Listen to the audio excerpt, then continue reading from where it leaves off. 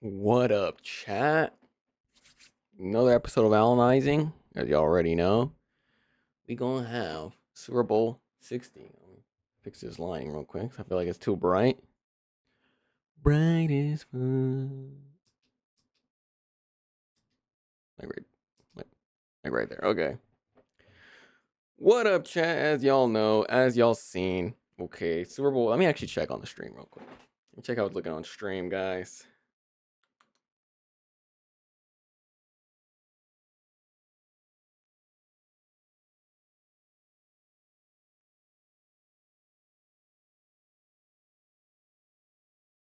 Yeah, look, it's coming out. Okay, yeah, it's good. Okay. As y'all seen, Super Bowl 60. Going to talk about the game, obviously, how it went, and then we're going to talk about the halftime show because I feel like that's getting more traction than the game itself. Which, I mean, from a certain point of view, I get it because the game wasn't that entertaining. I mean, for me, it was cool. All right, I wouldn't obviously I would prefer the 48-47. Like, who doesn't, right? But I felt like it's entertaining because the way I watch football, I like to watch what strategies was done, what blah blah blah, all that stuff, right?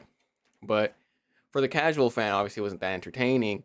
And the halftime show was because, the political side of it, aspect about it. And we're going to get into that because there's a lot of traction on there. And I want to get into that. And then I'm going to get into my preseason predictions and how that went.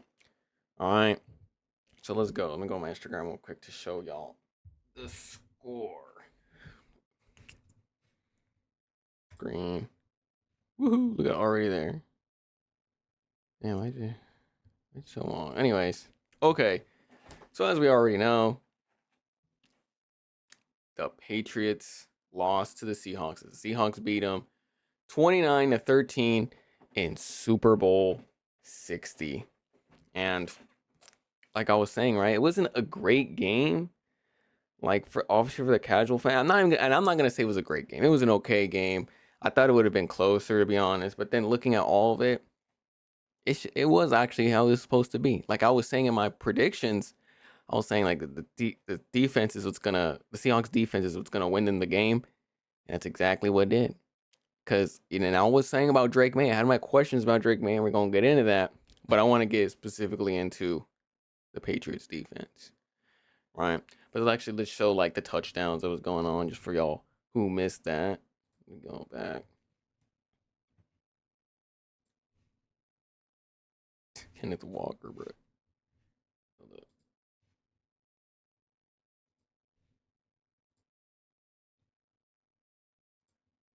It's free in Seattle, has recovered.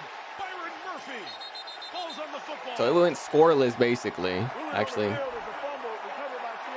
let me brief you on that. It went scoreless for the people who want to watch or whatever. I'm just explaining. It went scoreless. No touchdowns the first night. No touchdowns the first three quarters. All field goals by the Patriots. By the Seahawks. It was 12-0. I think with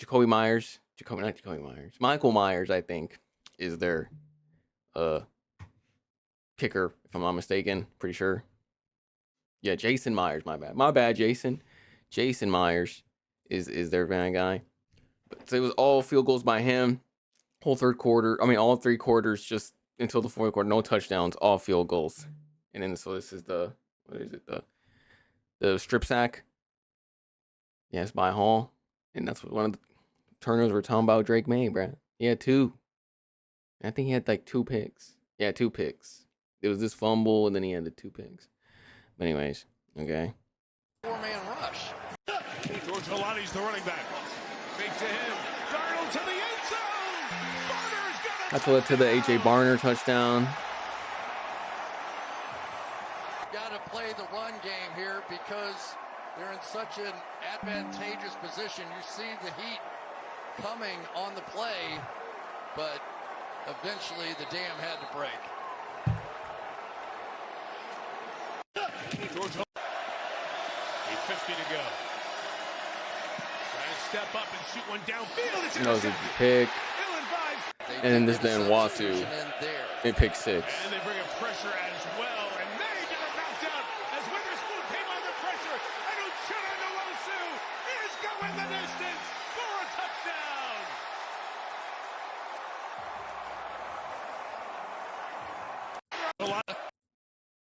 So yeah, there's only 4 touchdowns. Those 2 by the Patriots. The one to Matt Collins, which is that was crazy, and then the other one was to, I think it was to Ramondre. I'm not 100%. And then they missed a 2-point conversion, and then the 2 touchdowns was literally that the AJ Barner touchdown and Wasu, and the rest of them were field goals. So yeah, but let's get into the Patriots side of things. Okay, I mean the Seahawks defense, because to me, I know, and we're gonna talk about that. Someone else won the MVP. I want to get into that later, but someone else won the MVP, which I'm not against. That's great. He won the MVP, and I was actually saying he was gonna be MVP. But if you had to say the whole unit was the MVP, was the Seahawks defense. They are the ones that won them this game. Let's get into that. Let me show y'all.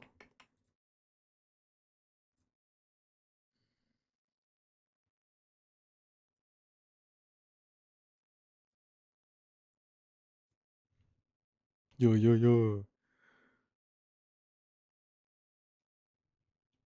Right, here it is. The Patriots. I mean, not the Patriots. I always want to say the Patriots. The Seahawks defense had 47 solo tackles. Okay, 6 sacks, 8 tackles for loss, 6 passes defended, and 11 QB hits, bro. They were just killing Sam Darnold out there. Kill him. He had like no chance. And from stats, they was dominant. I think, and I'm getting into that too, but Campbell gave up 14 pressures. 14 pressures, which is, I mean, is a monstrous amount. I want my line to fall. But the Seahawks defense, we already see the numbers. From what they were lining up in, they're mostly lining up in a quarters coverage, zone, quarters zone. That's what it mostly was called, the coverage. And they blitzed a lot. And I've seen that from the beginning. They were blitzing a lot with corner blitzes. Like they had Devion Witherspoon, or they had Nick Amenwari, and they would go from the blitz and get him. And it was messing Darnold up. He had no idea. When he thought that they were gonna come and blitz him, they did it. And then when he thought like, okay, I actually got my shot right here and I have time, that's when Devion Witherspoon came and get him. And it was just complicated. Mike McDaniel's defense was just annihilating him. And I don't know what he saw in practice. I don't know what he's saying, but I think he was saying like maybe Drake's May's hesitation in the pocket. He already knows that left side was weak. And then the fumbling problems that he had, he fumbled again, twice basically fumbled, but just one led to a pick 6. So I think the defense, he just saw that, and the Seahawks defense just went away with it. They just went away with it. And I was saying that they brought, I don't know if it was me just tripping, but I felt like they had 6 DBs on the field. So they were in their quarters coverage. So then the 2 safeties is Jordan, I love, and Kobe Bryant. And then they had Josh Jobe on one side, Tariq Woolen on the other side. So that's 4. Oh, I'm tripping. And it wasn't 6, it was 5. No, because then they had Amenwari too. Sometimes they had Amenwari there. He was on he was like the corner. He was a nickelback, and then they would have Devion Witherspoon come from the side. And it's like they only had one, and then they had the 4 rushers, and then they would have 1 linebacker. I think that was a few plays that I saw, but other than that, I think it was just the 5. They had the quarters coverage, the 4 defensive backs in the back, and then Devion Witherspoon or Amenwari coming from the cornerback blitzes. And it was just, I was saying that from the beginning. I was like, this boy Drake May's getting rattled. Drake May's getting rattled. I'm not saying it's like a hard thing to digest or diagnosticate. Like, oh my god, okay, this is where I'm coming from. But I think when the game went on, he like kind of figured basically what they were doing. But it took him a long time. It took him a long time to figure out. And I'm not gonna toot my own horn, right, and say that. But I figured I was seeing what they were doing since the second quarter. I was like, okay, so they're gonna bring their blitz, and yes, it's hard to diagnose when they're doing it because Mike McDaniel does a great job on defense putting base formations, but getting like 4 or 6 different plays of that single formation. So you have no idea what's coming. It's the same basic formation, their quarters coverage, but you don't know. And they've got the corner blitz lined up. But you don't know if he's coming or if he's dropping out on this one or if he's on this side. They're all the same formation, but just different plays, different variations come from that formation. So it's hard to diagnose. It's hard to tell. And that's why I don't want to get on Drake May and say like, oh, it was easy to diagnose. Like it's not like, but you can see what they were trying to do, but it was hard to figure out like, okay, what is this gonna do? Is he gonna bring this one? It was just a count mouse game. But I think he figured out like third, like, okay, I'll try to risk it here. I'll try to do this, but then it didn't help with that O-line. it didn't help. So I feel bad for him in that aspect. But the Seahawks, bro, but the Seahawks defense, it was just legendary. Putting the numbers, it was they just annihilated them, bro. Just annihilated them down. And what that big thing I was talking about is come to the offensive line. The Pats' offensive line was garbo this game. Specifically, I don't want to get on them, but it was them to the left side, which was Will Campbell and Jared Wilson, both rookies. So you don't want to kill them all the way. You know, they're rookies, but still, like, you can't. It was the Super Bowl. You're supposed to do better. And Will Campbell gave up, I have the stat right here. I think he gave up 14 pressures, if I'm not mistaken. Let me search that up. Yeah, 14 pressures given up. That's the most this season. Regular postseason, that's the most someone has given up this season. In the Super Bowl, I'm going to criticize Drake May, but like half of the criticism is that he had no time. He had no time. So they just got to do better. I don't know. He was just getting passed by Hall. He was getting passed by DeMarcus Lawrence. Everyone was just running up on him. Everybody. So it was just horrible to see. But I give more credit to the Seahawks defense, to be honest. I really do, because it's just hard to do that. It's hard to really just dominate a game like that defensively, and they did it. So credit. I hate the Seahawks. I don't like them, but from an objective point of view, the facts is the facts. And they did great on that. So props to them. Drake May. So Drake May finished 27 out of 43, 295 yards, 2 touchdowns, 2 interceptions, 16.3 QBR, and a passer rating of 79.1. What was it looking at? And then he had a fumble. Yes, then he had a fumble. So he had 3 turnovers, 2 interceptions, the one with Julian Love, the one in Wass, which was basically a fumble, and then the fumble he had over the Hall. I knew that was going to come up. I was saying looked like it was going to be a problem. Remember, I was telling y'all he's been fumbling a lot since the Houston game. I don't remember if on the Chargers game he was okay, but I actually forgot that game. But Houston game he was fumbling. Against the Broncos he wasn't doing well, and it was like a reoccurring theme. I was saying it's a reoccurring theme, and I think he's gonna figure it out. He didn't figure it out, and it's his second year, and I don't want to give him that. I say I want to give him that excuse, but I wouldn't say it's an excuse, because we've seen quarterbacks in their second year win Super Bowls, perform well. Russell Wilson, I think Dan Marino, he didn't win it, but he was pretty good. So Tom Brady, but we're gonna talk about that. I don't like that comparison, actually. Speaking about that, because I think it's unfair to compare him to Tom Brady. I guess he's the predecessor, if I can say that. Yes, he comes after Tom Brady. Well, 2 quarterbacks after Tom Brady, and people are gonna compare him that because he's on the Patriots, blah blah blah, right? And he's doing good, blah blah blah. Maybe it's because I don't know if it's me or if it's like more of us not average NFL players, NFL watchers, but the ones who watch it in depthly, the NFL. I was not comparing him to Tom Brady at all. I was never saying, I hope maybe he's gonna do something like Brady, or see Brady wouldn't do this. Like, I was not comparing him to Tom Brady, because that's unfair. Tom Brady is the greatest quarterback in NFL history. Tom Brady was part of 2 distant dynasties on the Patriots. The first half in the 2000s, and then the second half in the 2010s, when it was 2014, 2018, like that championship run, those 3 Super Bowls, right? First 3 in the early 2000s, and then the late 3 in the 2010s. He was part of those 2. He was part of 2 dynasties. Tom Brady, if you split his career in 3 phases, is a Hall of Famer in each phase of his career.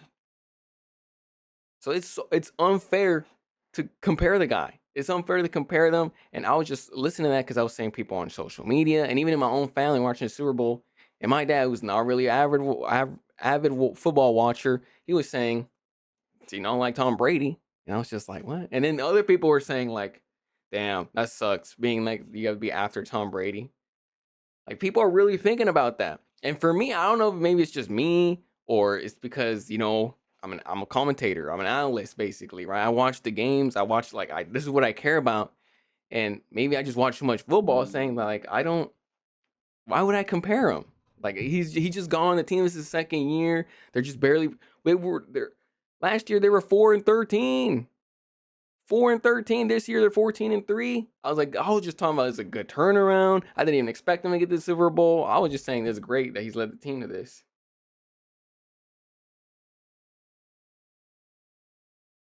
So yeah, that's what I was thinking. I was just saying comparing them is just unfair to especially to Drake May. Like how are you gonna compare the two? During that shit, that's messed up, especially to Tom Brady, the greatest of all time. But going back to that, yeah, Drake May struggled. He got rattled. It's partially, obviously mostly due to the Seahawks defense. His own line wasn't doing great, and those two combined got what we got.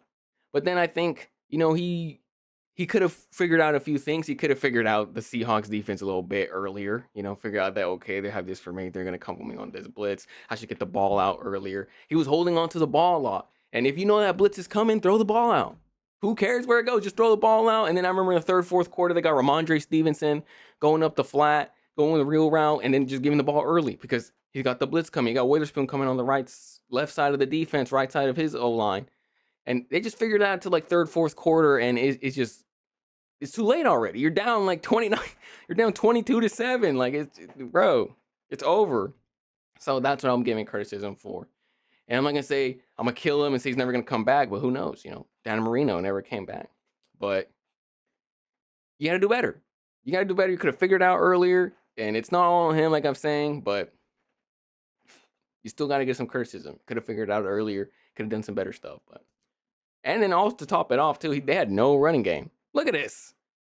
He was the leading rusher for the Patriots with 37 yards, 5 carries, 7.4 yards per carry. The next was Stevenson with 23 yards. And Travion Henderson with 19. Take that off, they probably had 52? No, wait. 42. They had 42 rushing yards without Drake May's 37. They had no running game. They had nothing. The Patriots offense was just trampled, was just disappeared, just annihilated by the Seahawks defense. So I'm going to give the Seahawks defense the credit that they deserve. Now going on the Seahawks offense, right? Sam Darnold. What a story from Sam Darnold. Well, actually, first I want to talk about Kenneth Walker. Because Kenneth Walker won Super Bowl MVP. He had 27 yards, 135 yards, 5 yards per carry. He had 0 touchdowns. But I saw from the beginning, first quarter, and they were giving the ball. I think it was like, what? Let me actually go check. How many? They gave him like the ball like 4 straight times, bruh. For first quarter, first drive of the game. I was like, Jesus. Okay, look, 10-yard run, 0-yard run, pass, and completion. I checked Allstate first and saved hundreds on my car insurance. 3-yard run. Okay, that was the first one. So they gave it to him 1, 2, 3. They gave the ball 3 times in the first one.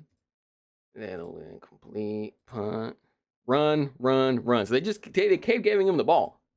And he was actually creating havoc. So I was like, okay, Kenneth Walker. And then it continued.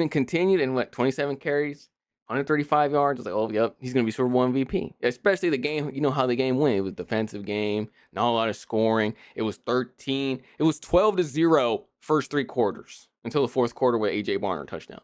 So I was like, he's getting the MVP. He's getting the MVP because you can't give it to the whole defense. Maybe they could have given it to like Witherspoon or something because what Witherspoon had like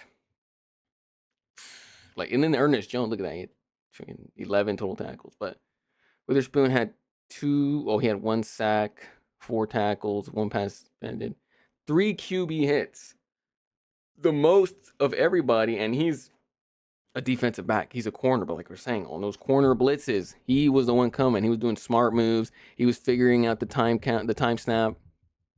I think that's the word for it, or if I'm missing it, the snap of the ball. Like he was timing it correctly. So he could have been it. Low key, Derek Hall. Derek Hall was causing havoc. 2 sacks, 2 tackles. I was like, where did Derek Hall come from? So, but anyways, it's on the Seattle defense, but. For rushing, Kenneth Walker was Super Bowl MVP, and I'm not against that at all. He was carrying him. I seen it from the first quarter. I was like, oh, he's going to carry a team. And that's exactly what gave it up. So, props to them. But Sam Darnold, bro. Sam Darnold. I wouldn't say he performed great this game. Yeah, I wouldn't say it was like spectacular. but he did good enough.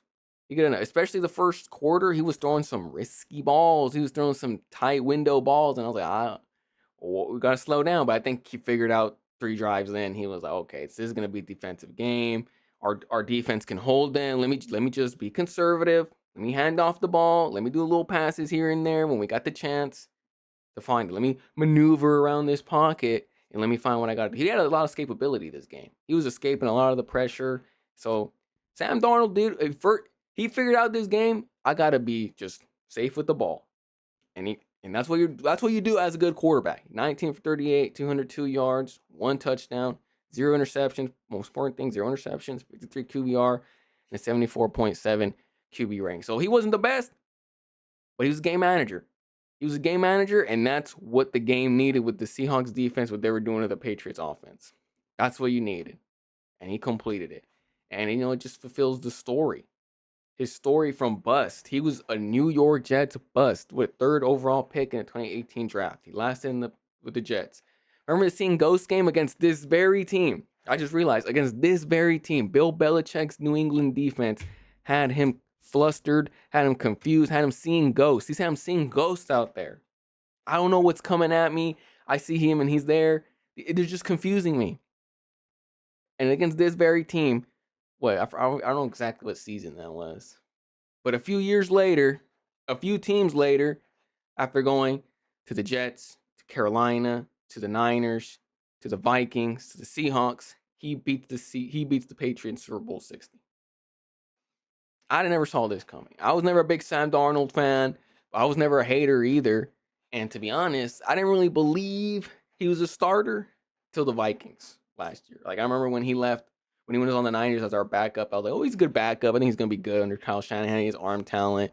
He has some IQ. He could figure out some stuff. But he learned a lot. And he even credited Brock Purdy and Kyle Shanahan. He credited them saying, like, he'll really help me out. And I appreciate that. So he learned a lot.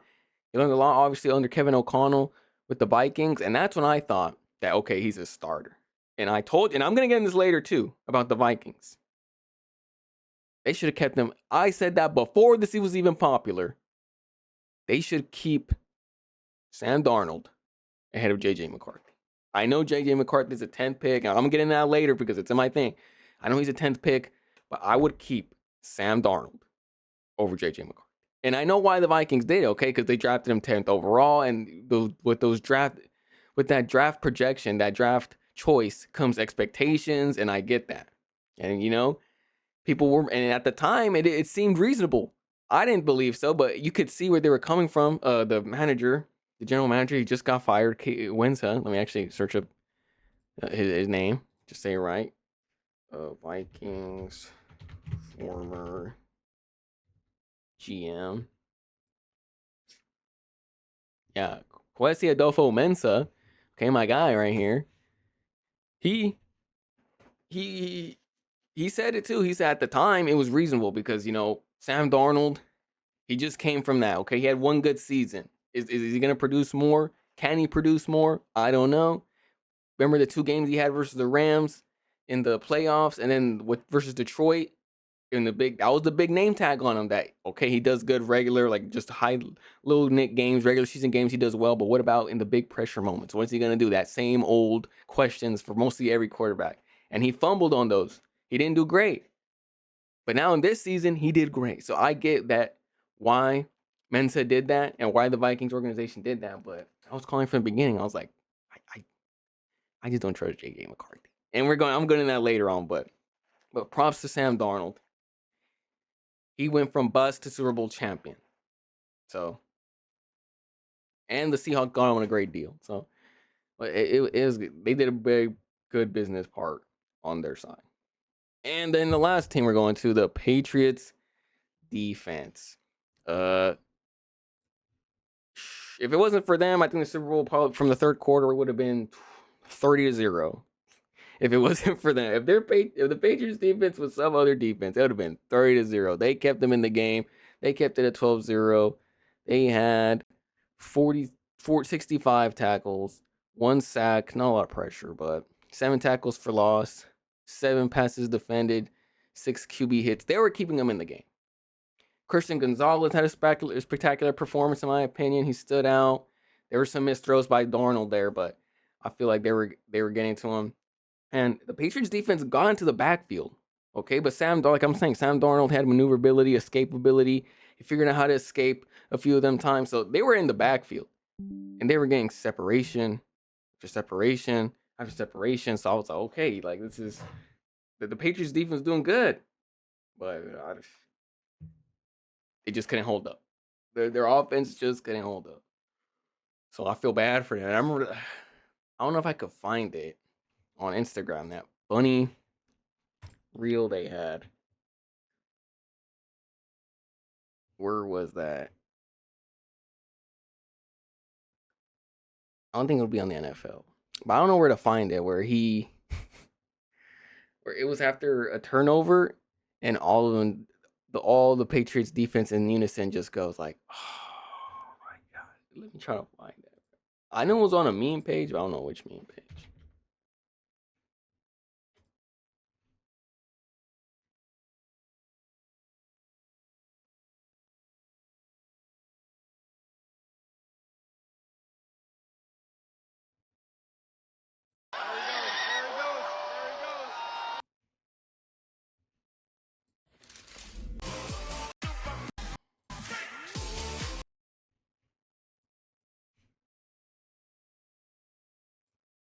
Just what are you expecting? 16. What meme page would it be on? I don't know, bro. Come on.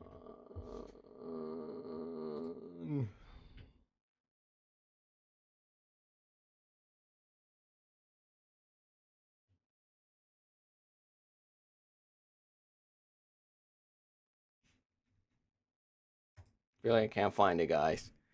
Come on. Where's it at?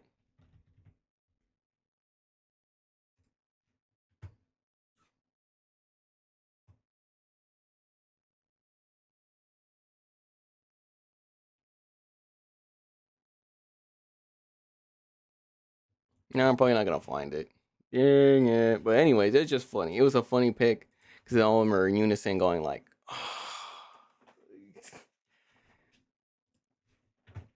let me try. Come on. I know it's somewhere, bro. I don't want to leave y'all hanging with that.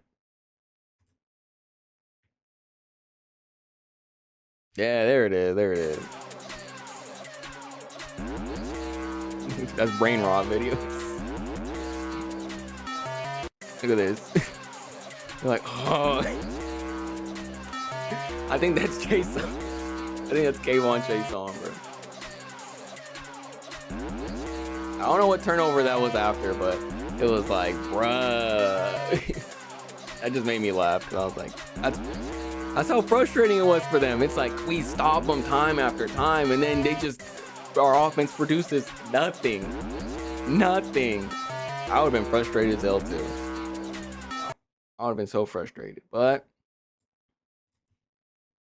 they are where they are. So I feel bad for the Patriots defense. I feel bad for them. They performed well, and like I was saying, the defensive backs really stood out. Craig Woodson, Christian Gonzalez, Marcus Jones. Them boys stood out to me, and I feel bad for them. I feel bad for them. Jalen Hawkins, I just feel bad for them. They did enough, but Seahawks defense was better. So that's why I have them ranked number 3. Maybe even 1 now, but because they're actually the ones who did good versus the Patriots and not the Houston Texans. But whatever. Overall, I'd say for the Super Bowl, I'd say it was the Pats offense would have been a better performance, obviously. All right, but I was thinking before. I was thinking the O-line troubles, Drake fumbling problem. It took shape, and you can't win like that. You can't win like that. I was saying Seahawks defense is gonna pounce over that. I thought it was gonna be closer. I thought Drake May would show up because I was saying, but I probably should have looked in and account the whole playoffs and been like, it's probably gonna be the same. When he goes against a good defense, he's gonna struggle, and voila, it happened. Sucks, but it happened. Let me go on Instagram real quick for y'all. Can you see that? Yeah, you can.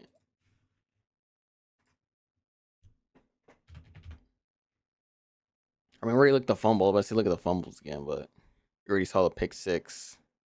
Already all saw that.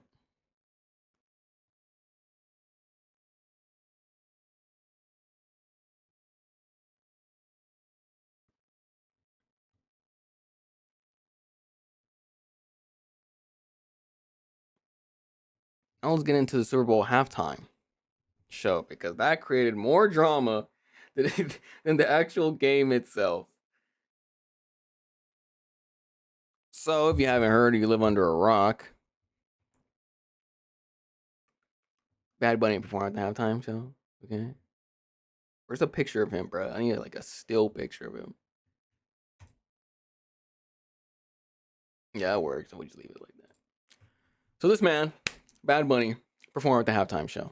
And everyone had opinion on social media. I felt like it was pretty split. One half was saying, and I'm in the middle on this. I didn't feel like there was a lot of middle until like later on there was, but one half was saying this was the best Super Bowl performance I've ever seen, which in my opinion, no. I think it was good. I think it was pretty good. I give it an 8 out of 10. I wouldn't say it was the best I've ever seen in my life, but it was good. And then some people are saying this is the worst they've ever seen. And I feel like every year someone says that all the time. That's like the worst performance I've ever seen. And it was not. That's so exaggeration, bro. Like you're so hyperbole, bro. Like, that's such a hyperbole. I don't even understand. But whatever. For me, literally, it was good. It was good. Y'all tripping. And it wasn't, it just makes so much sense how people, it doesn't make sense how people were like saying, and this specifically, this is Benny Johnson, my boy, Benny Johnson. I like him. I follow him. I think he was taking the piss, bro. I think he was so exaggerating. He was so wrong saying like this woke anti-American propaganda. What are you talking about? I was like, you clearly didn't see the halftime show. Where was the wokeness? He literally had like, where was the woke? He dressed up like normal. He had normal things going on. He had a wedding, a straight heterosexual wedding. Now, you know, if you had a gay wedding, I guess you consider that woke or whatever. But he had a heterosexual wedding. Where's the wokeness? That's literally what our values are. As if you're conservative, like I'll say right now, I am conservative. That's literally what the thing is. So I don't know what are you talking about? Where's the wokeness in there? And then he said about anti-American. Where's the anti-American? He had the American flag up there saying we are America. God bless America. Where's the anti-American? Because you criticize, you know, he's criticized a lot of administration. He's criticized the administration, not the country. And he's American. Obviously, he's Puerto Rican. Puerto Rico's a American territory that they don't like. See, they only classify America only likes to classify that they're American territory when it helps them out, when it benefits them. See, when they have their natural resources, oh, Puerto Rico's ours. But when they have natural disasters and all that happens and their economy's collapsing, that's Puerto Rico. That's their territory. You know? Or when their U.S. or when their citizens want the full right of citizens, they're like, oh, but they're not full citizens. You know, they're American. It's just the whole political thing. I don't want to get that much into, but it wasn't anti-American at all. It was anti-American at all. So I don't know where they see that. I feel like that's literally just they're being delusional at this point. You're being delusional if you see that. Like, how is this anti-American? I don't understand. I don't understand. But even taking all that away, taking away that I'm actually a Bad Bunny fan. I've been a Bad Bunny fan since 2017. I'm more fold out. Okay, my favorite album of his of all time is El Último Tour del Mundo. That's my favorite album. Anyways, I'm a fan of his. But objectively speaking, objectively looking at it, if you don't like him or whatever, business-wise, the NFL did what they did. They pulled what they wanted to pull. This made so much sense from a business perspective of what the NFL is trying to do. The NFL is trying to go international. We've already seen, they just announced they're going to Australia, they're going to Brazil, they're going to Mexico City, they're going to, they're still in England, they're going to Spain. They're trying to go to more European countries, more Latin American countries, because they're trying to expand. They're trying to be global. And what's a good way to do it? Let's bring the most streamed artist, the most popular artist in the world. Let's bring him to the halftime show. Let's bring fans, and I'm bringing this specifically my sister, who's a Bad Bunny fan. My girlfriend is a Bad Bunny fan. They don't care about football, but they're like, I'm gonna tune into the halftime show to watch this guy. So they're just tuning in to watch it. And what the NFL wants, I'm pretty sure, is they want people like them to look at it and be like, maybe I'll stop and watch the game. Or I'll watch the halftime show is over, then I'll see what's going on in the game or whatever. And they want to create fans like this. That was their scheme. That was their business model. And it makes so much sense. I don't understand how these people that call conservatives, I don't like to say the right, because there's a lot of people on the right who like him or whatever, right? But I don't get it. They're so free market. They're so capitalistic society, and capitalism is great. That's what the NFL's doing. This is capitalism at its finest. And you're going to say that's anti-American. You can't bring American. He's not American, which he is. Again, we said that he is. But anyways, just because he speaks another language is not good. Like, bro, you missed the whole point. I thought you guys were business savvy. I thought that was the whole point. And it just went over their heads, and I don't know how that went over their straight up heads. Because this is what business is. This is epitome of business. We want to go international. That's NFL's thing. We want to go international. We want to go global. We want global fans. We want to be like soccer. So let's bring in the guy who's the most popular artist in the world. That makes so much sense. I don't know how that went over their heads. They're just being delusional, or they're just blinded. Honestly, they're just blinded by that it was in Spanish, and that just closed-minded. Like, because I remember they're saying it's American football, it's American game. Like, yes, bro, but the NFL, again, they want to go global. That's their business plan. Like, I don't understand how they just straight up flew over their heads. But from that perspective, and then the numbers came out today. Let's see if we could find that. That supposedly it did 135 million views. Now I don't know where to find that actually.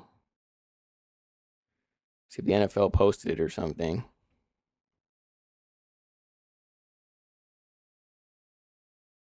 So they're just saying how they, what was this? How the world listened to Bad Bunny after their halftime. Bad Bunny's simultaneous listeners spiked 7 times post halftime. Debí tirar uma foto de cuando te tuve, querido de beso y abrazo las veces que pude.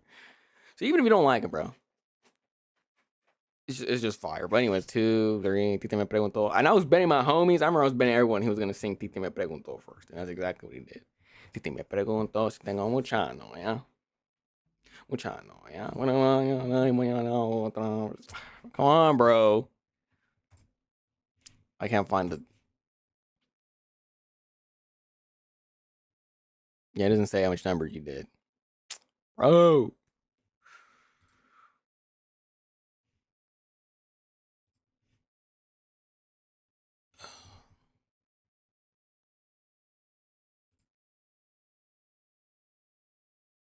That is not what I want to do. Whoa. I didn't want to show y'all that. Where profile. It's got to be here somewhere. And then... Oh, where's my liked? Where's my archive?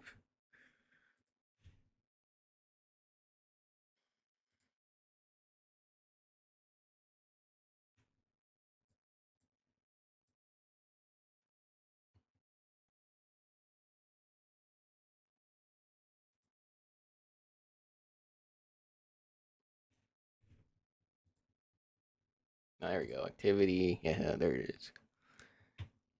So I was thinking it was like 143. Yeah, there it goes. You don't see this? You see this, right? Yeah. See, Bad Bunny halftime show breaks record with over 135.4 million viewers. This is the first, and the second one was Kendrick's last year. I don't know if they're officially yet, but supposedly this is what it come out, and it don't surprise me at all. It don't surprise me at all, because I think because of the climate that was around it, the noise that was surrounding it, it was polarizing, which no idea why, but it's just polarizing. And then Turning Point USA had their own, which I think peaked at like 5 million or something. which was cool for them. Like, if you like that music, go ahead, bro. You go ahead. I don't like that, but if you do, go ahead. It's cool. But I was gonna watch this. I remember when they first announced he was gonna come. I was like, that's gonna be fire, fire. And then I don't know why the outrage was so big, bro. Like, I really don't understand why the outrage was so big, because their points was literally like it's anti-American, which is not, bro. Like, he's Puerto Rican again. It's American territory. And then second, they're like, because it's in Spanish. So, like, why is this such a big deal, bro? And it just, again, I always go back to where the NFL is their own league. They're not, yes, they're an American league, of course. They're based in the USA, but they're independent from the government. They're their own entity, their own organization, their own league. It's the free market, right? We want to go international. This makes so much sense. I don't know how it went over their head. I keep thinking about it more, and how did it go over their heads? I don't get it. But for me, it was good. Let's actually see some clips, you know? For me, it was good. And it made me a little biased because, you know, I'm a Bad Bunny fan, but I didn't think it was the greatest show, but it was cool. I like how he showed the Puerto Rican side, you know, his perspective. He brought Puerto Rico to the Super Bowl. And then look at these messages. Together we are America. Like, that's not that's the most American thing I've ever seen. Like, what? I don't understand. I don't understand, guys.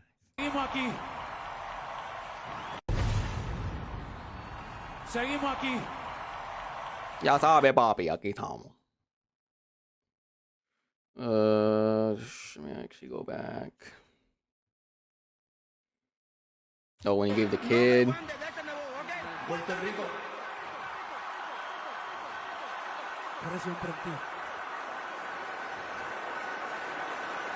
Hella people like this one, because, you know, talking about the dream. A Puerto Rican kid won it. That's cool. Like the imagery. What was the sugar cane fields?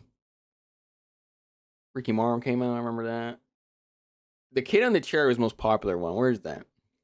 And that one, everyone can relate to that one. Where is that? Kid. Bro. How do they not post that? I know it was somewhere. I don't know where it's at, but it was somewhere. There it is.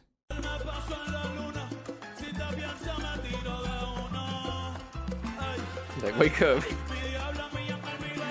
I think we all remember doing that as a kid, bro.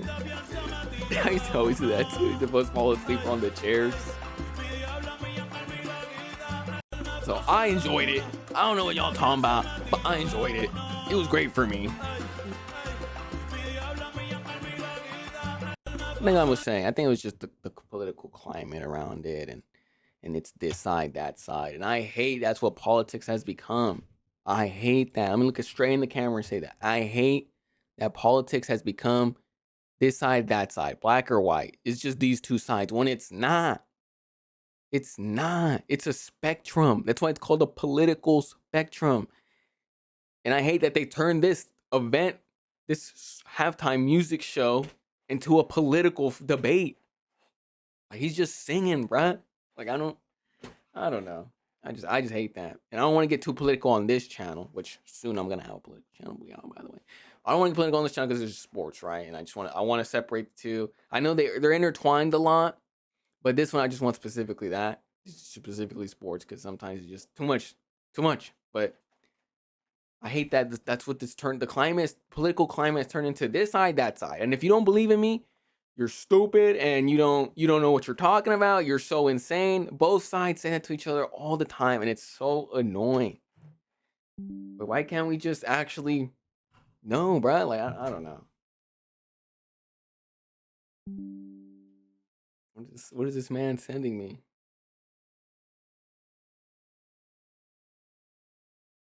But whatever. But it was great. My opinion. It was great.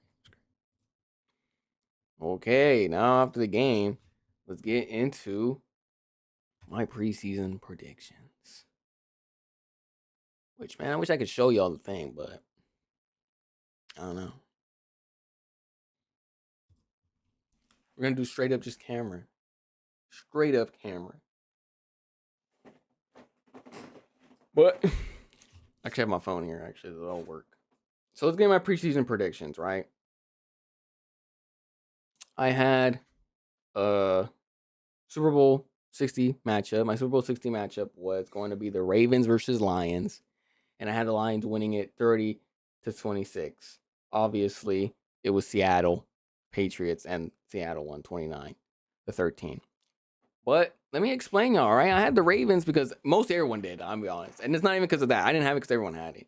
But I was like, the Ravens, they're coming back. I think Lamar's going to be great. I think the defense is going to be better. And it was the complete opposite for some reason. The defense did worse. The offense was okay. Todd Monken was okay. They didn't run a lot of plays with Derrick Henry. And that was a whole controversy on that. John Harbaugh got fired. And who did they sign? They just, was it Gus? The new coach? He was the Chargers DC. Let me actually search that up.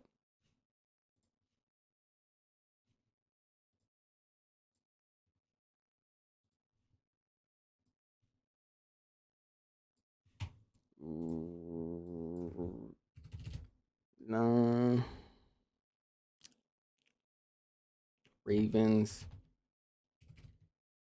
head coach. Something Minter. Jesse Minter? Right? Yeah, there you go. I know it was somebody. I was like, all right. Oh, you guys can't see. Jesse Minter. I remember him. Oh, yeah, there you go. Him. This guy. He hired the head coach. So the Ravens, I don't know, they just fell. And then the Lions, again, they just weren't as good as last year. The division was hard, Green Bay, then the Bears, those are the two teams that made it from that division, not the Lions. They did not make the playoffs. So maybe next year they'll make it, but I don't know, it just wasn't the same really. Their offense wasn't the same as Dan Campbell became offensive coordinator. Ben Johnson left, so the offense wasn't the same. The defense was good, still good, but I think the offense just different play caller, and that's not Dan Campbell's specialty, I guess. It's more of just the regular CEO head coach. So yeah, sucks they didn't make it, but the other two teams made it. We all know Seattle were formidable, and the Patriots. MVP, I had Joe Burrow, and obviously he got injured. Joe Flacco came in there. And then he came back later in the season, but it was already too late. Obviously, he wasn't going to win MVP. And the actual MVP was Stafford, which, yeah, let's look at the stats actually. Whoa.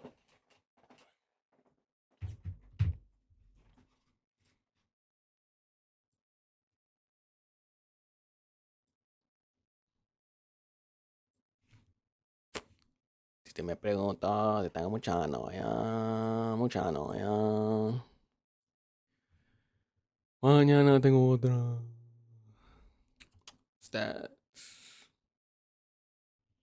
Not postseason, regular season. Yep, here we go. Stafford. Can y'all see that?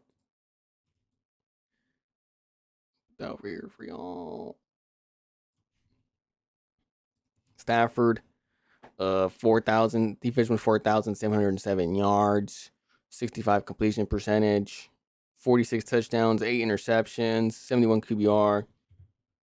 Yeah, obviously not mad that he won it. A lot of people said Drake May, but then Drake May. What was their comparison? 31-8, also pretty good. And QBR 77. He actually had a higher one, and he had a higher completion percentage.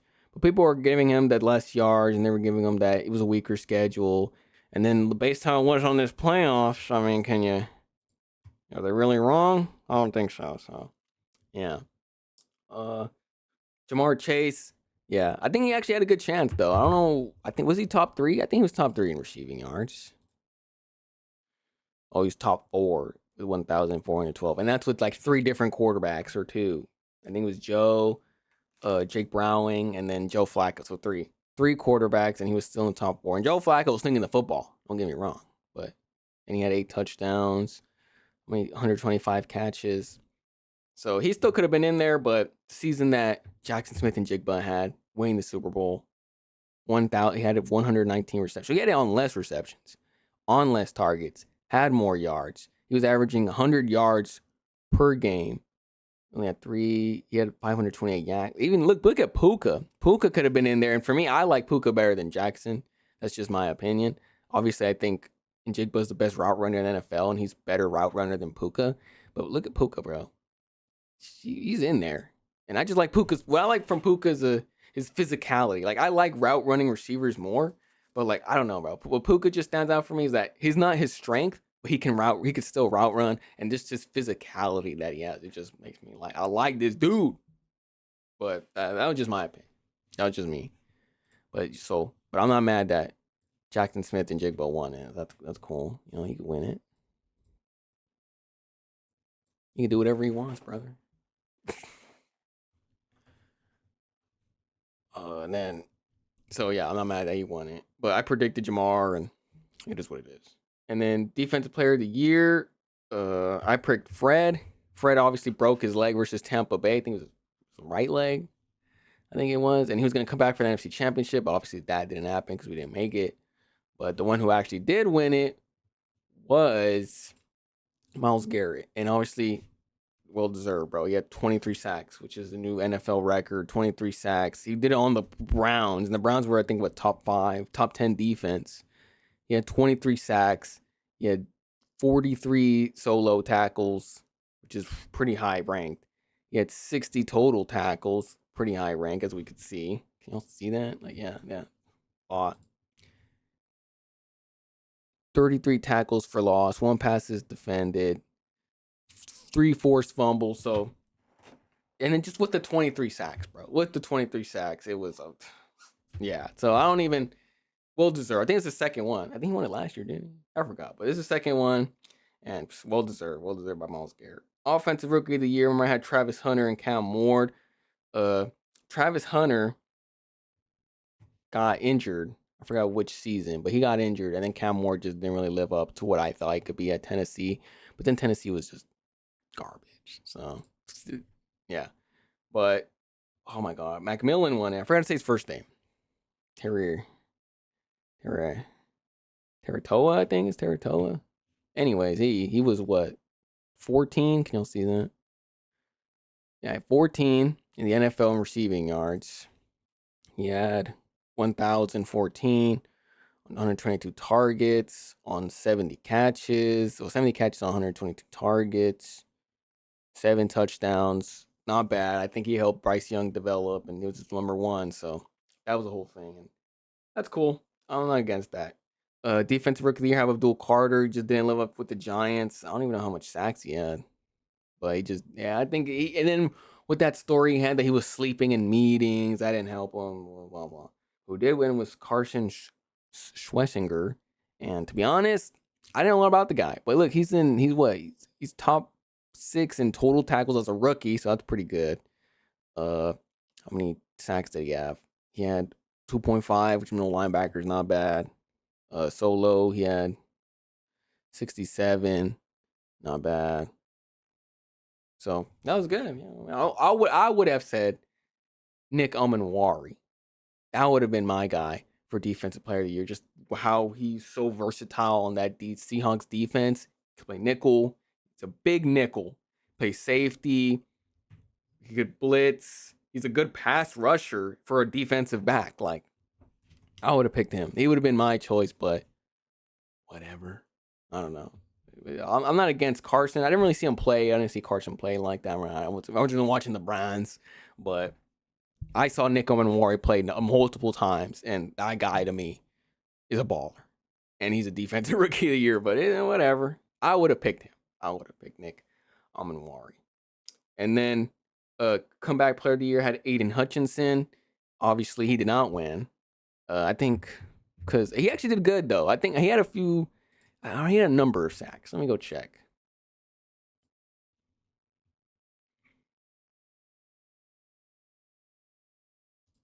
Yeah, see, he was top 4 in sacks. He had 14.5 sacks. So I wasn't far off. I knew he was going to be good. I was like, he's going to come back to Detroit. He's going to be good. But who actually won it was CMC. And CMC, he didn't have like the most yards, but he was 8 with 1,200. But he had a lot of passing. He had a lot of receiving yards for a running back. He was 23. He had 924 for a running back. He's like the only one on this list. Everyone else is wide receiver or tight end. Wide receiver or tight end. So Shout out my boy Christian. He didn't get injured this year, and he was carrying us. Shout out Christian McCaffrey. I was trying to see him at NFL Experience, but there were so many people there. But I'm not mad at this pick either. And then the one I actually got right, Mike Vrabel. I said Mike Vrabel. Let me put out a picture of Mike Vrabel. He's got to be here somewhere. See, they're like, because oh no offense, I don't want to see him losing, right? That sucks for him, but he's got to be here.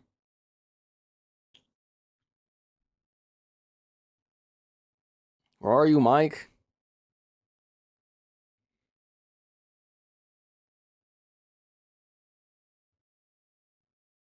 Bro, I just dead ass just want a picture of Mike Vrabel, bro. Why is there no pictures of him?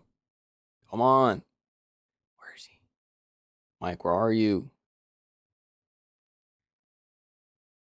Whatever then. Okay, I just go somewhere else. Bro, why does this man keep texting me?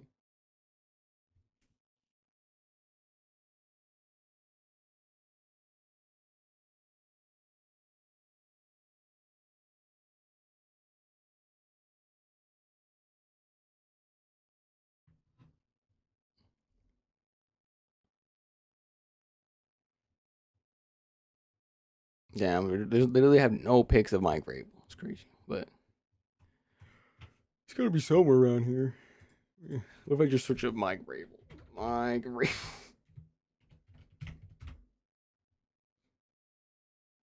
Mike Vrabel lover. I'm just gonna go on Google and search him up, and then have him as background picture.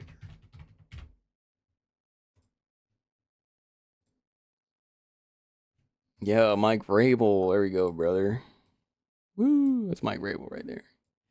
Anyways, Mike Vrabel, he did a good job. Okay, I had him winning Coach of the Year, and this was my explanation. Look, I wrote down, I was like, Vrabel back from coaching hiatus, back with old team. I expect him to improve the team.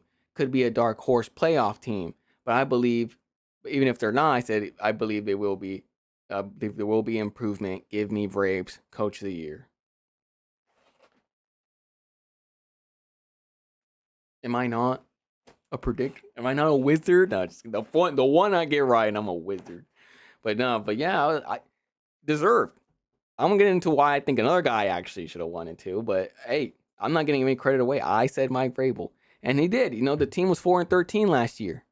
They got a bunch of new players. They got like 30 new players, and he took them to the Super Bowl. He improved Drake May.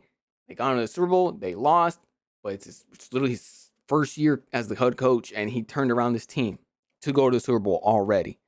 So no debate here that he shouldn't have won or whatever. Great. And I predicted that. I said, look, dark horse playoff team. And they went all the way to the Super Bowl. Toot my own horn. I guess I'm right. But honestly, I would have voted for Kyle Shanahan. And that's not being because I'm a Niner fan. Like, Kyle Shanahan, bro, should have won. He could have won Coach of the Year. If he would have won, I would have been like, yeah, I would have voted for him because, bro, the Niners, we were so injury deprived, bro. So injury rattled. We had nobody. We had Nick Bosa down. We had Fred Warner down. We had our 7th string linebackers playing versus the Seahawks. 7th string linebacker. We had Eric Hendricks out there. We got from the practice squad 3 weeks before the game. We had Brock Purdy in and out. George Kittle he was in and out, but then he had a calf strain towards Achilles versus the Eagles. We had receivers in and out. We had Ricky in and out. We had Bryce Huff playing the opposite side of who was the other guy, Curtis Robinson. We were so injury railed, so injury like we shouldn't even have got to where we were in the divisional. We were cooking. He should have been Coach of the Year, in my opinion. Coach Shanahan could do, and that's what frustrates me every year. That we're such a good team, and we just can't pull it, bruh. And it pissed me off. But whatever. I would have given it to Kyle Shanahan. And then, it's my last 3 things. So new playoff teams, right? I said for new playoff teams, I expected Titans, Niners, Bengals, Pats. The Titans, obviously, I thought it was going to be good. And the AFC South was weak. Turns out they were not weak. Turns out Jaguar and Houston and the Colts, remember, all three of them until the Daniel Jones injury and they went down. But all three of them were great this year for a certain point, and then Titans were not. They got a new coach. They got Robert Saleh now. And who's out? They hired someone, and how Brian Dable is our offensive coordinator. So I expect Cam Moore to do better next year. But this year, my prediction was wrong. I thought maybe Titans could do something, but they did not. Niners. We did. We made the playoffs. I knew we were going to make it. And like I said, I remember on my thing, I said injuries, inconsistency last year. We should return that. I said we should expect consistency this year. And we did. But same injuries. Shouldn't have been where we were at. I said solid DC. I expect us to be in contention again. We were. He was a great DC with the 7th string linebackers. He was taking us to the divisional round. God, I'm so sad to see him go. But 7th string linebackers, and we go to divisional. So, my gosh, bro, we would be good if we didn't have so many injuries. Whatever. So that was right. And then Bengals, yeah, their defense was just trash. And then Joe Burrow got injured again, and the whole thing. So, yeah, I should have made. Maybe next year I'm gonna predict that they won't make it, and then they're gonna make it for some reason. I just be like that. And then I said Patriots dark horse playoff team, and obviously made it to Super Bowl. So, 2 out of 4, not bad. Not bad. And then drop-off teams, right? I said teams that were in the playoffs last year that I believe will not be in it this year. I said what did I say? Vikings. I said Vikings and Broncos. So let's talk about it. This is what I was going to talk about Vikings. Okay, I said J.J. McCarthy is basically a rook because it was the second season. He got injured. His first season he didn't play. So this was basically it was the second season in the NFL, but his first season being a starter. And to be honest, never necessarily been a fan. He was okay to me in college. He does have Jettas, which obviously helps, but he can also drag him down. We'll see. Chat. I'm not far. Okay, I don't get everything right, but bro, there's some takes. There, a wrong clock is right twice a day, brother. I told y'all, right? I never liked Jacob Carr. No offense. And that's what I'm talking about Sam Darnold. I think they should have kept Sam Darnold because I was never a believer in J.J. McCarthy. I just don't. I saw him in college. I saw him in Michigan. I was like, they run the ball. They're so run heavy. Like, he's, I want to say he's a game manager because the managers actually have a purpose, right? But I was like, he just throws the ball. He just needed him to throw the ball. I didn't see top 10 pick. I didn't see any of that in him. I was like, I don't see it. He's okay, but I want to do a top 10 draft pick on him. I just want to see that. And then I remember all the hype that he did in the first game, the first week of the season, Monday Night Football, when they beat the Bears. They came back and beat the Bears. The first 3 quarters, he was garbage. In the fourth quarter, he came back, and that's all of a sudden, this guy's a guy. He knows what he's doing. I was like, just because of one comeback? Are you kidding me? One comeback. He's going to base it off one comeback. The first 3 quarters, he was garbage. And I think it was like 2 weeks later against Atlanta, garbage. It would just keep happening. And then he maybe do one comeback. He's like, he's a guy. And I was like, I just knew it, bro. But what about the other quarters? He's not playing well. He's not good. He's not that good. I don't see it. And no offense, but I still don't see it. I think I'm not Nostradamus or anything, but I saw it. I was like, he's just not that good. I don't see it. And look, and now people are going, well, they went from one side. They went from he's going to be a guy to now he's a bust. This is his first year starting, bro. Let's pipe down. Let's see what he could do. I'm gonna give him 2 more years with this Kevin O'Connell. Okay, Kevin O'Connell, we've seen he can help quarterbacks. He can progress. What's it called? He can develop quarterbacks. What I was looking for. He can develop them. So just give him another year. I'm gonna give him 2 more years. Especially he's a 10 top pick. They fired Mensa, so I don't know what they're gonna do about that. But let's see. I give him 2 more years to improve, and then we'll see, right? But I've just never been a fan. I've never been a fan of him, but I'm gonna give him 2 more. I'll give him 2 more years to develop, especially under Kevin O'Connell. And if he doesn't develop over Kevin O'Connell, who's he gonna develop under? Like, so I'm gonna give him that. And if in 2 years he doesn't do it, I told y'all he's a bust. He's a bust. And then the one I did get wrong was the Broncos. Okay, I said the Broncos not because they're bad, and obviously they weren't bad. They had a fucking top 2 defense this year, but I said I believe I'm not necessarily a fan. Wait, what did I say? Oh, I said, but I think multiple teams are going to battle for that 6-7 spot. Broncos, Steelers, Bengals, Chargers, and I think Pats and Titans might be the new emergers. right? So I was wrong about the Bengals, but I did get the Chargers. I think they were the 7th spot. Broncos was obviously second. I said Steelers were the 4th, I believe. Yeah, and then Bengals obviously didn't make it. But I was, and then Titans, I said maybe, but they didn't make it. But then Pats, I said Pats is gonna be in there, 2nd seed. So I was right about wrong. I thought Broncos weren't gonna make it, but obviously 2nd best defense. Argued first. I'm not a big fan of Bo Nix, but he actually did well before he got injured in that what was the game was it? In the Buffalo game. The Buffalo game, he did good. So not hating, bro. Not hating. But I was wrong. I was wrong on the Broncos. Sorry about that. Didn't make it all the way to the AFC Championship. And then mid-season prediction, I remember I said Cam Jordan was going to get traded from the Saints. He did not. I don't even know if he's still on the trains. I mean, he shouldn't be because I would have heard about that if he got traded. And people are calling me crazy. I remember they were like, "Oh, you don't know." I was like, well, "I don't know, man. He might get traded." Yeah, he's still on the Saints. Oh, let me show y'all. Yeah, he's still on the Saints. Just cool or whatever, but I thought he would have got traded, to be honest, because the Saints were horrible. They got Tyler Slow though, and they showed improvement, but I didn't see it. But good for him. He's still on there. Good for the Saints fans. And I got that wrong. I thought maybe that was gonna be happening. They had that, that mid-season. I don't think there was a big mid-season trade this year. I remember, or like, oh no, the Sauce Gardner, but that went down. That didn't help with the Colts. So I guess that one, and I can't remember one on top of my head, but that's mostly what I remember.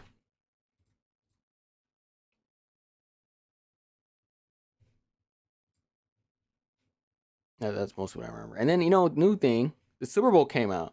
That was not my prediction, but like just getting off topic, the new Super Bowl logo came out, and it's okay.